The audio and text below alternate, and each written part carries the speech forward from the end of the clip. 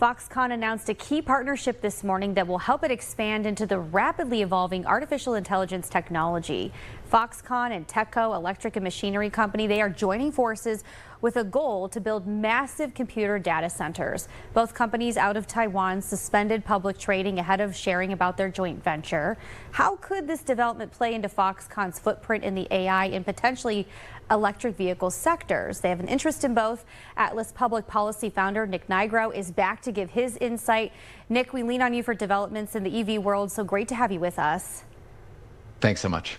Yeah, so Foxconn is the world's largest maker of electronics and AI servers. They also bought the Lordstown plant from Lordstown Motors. They have other buildings and plants throughout the country. What do you make of this partnership? Well, first and foremost, information technology, IT, and the automotive industry are converging around both electrifying the transportation sector and artificial intelligence. We all hear about both a lot in the news these days, and these companies are starting to overlap a lot more than they used to.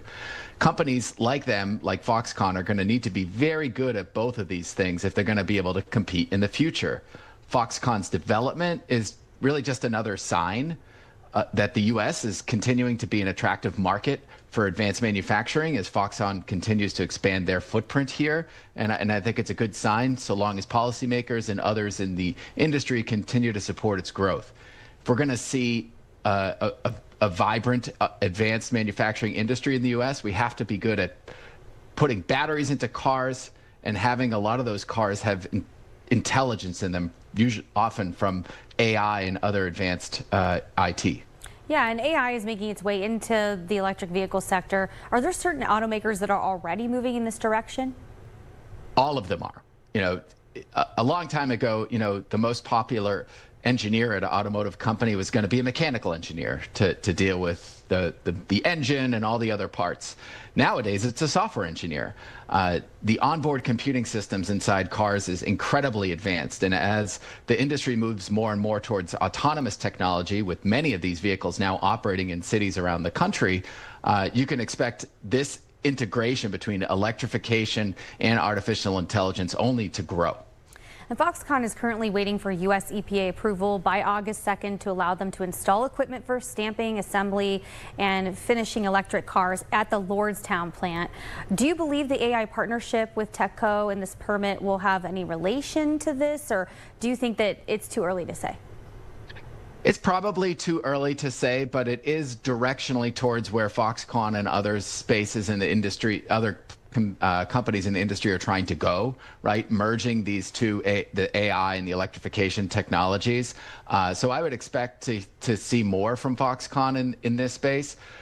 Because at the end of the day, whether or not there's a huge uptick in the deployment of electric vehicles, the batteries that power those vehicles are going to have incredible amount of demand in the very near term. And that's because of data centers and the growing need for electricity in the United States to serve those loads. And the online trade publication AI Invest, I sent you this article that we found. It's reported on these developments too, and it mentioned Foxconn consolidated its EV arm into its technology company for about $23 million. How could that help Foxconn if it wants to manufacture a large share of that EV supply chain? I think organizing the business around being able to operate in these multiple spheres is a big challenge. It's gonna, for a company like Foxconn, who doesn't have a long history manufacturing in the United States, they need to establish themselves more in this space if they're going to be able to do that. So some of these moves might be more towards making it clear to the market that that's what they want to do. It's a little too early to tell. All right, thank you so much, Nick, as always, for joining us here at 5. Anytime. Thanks again.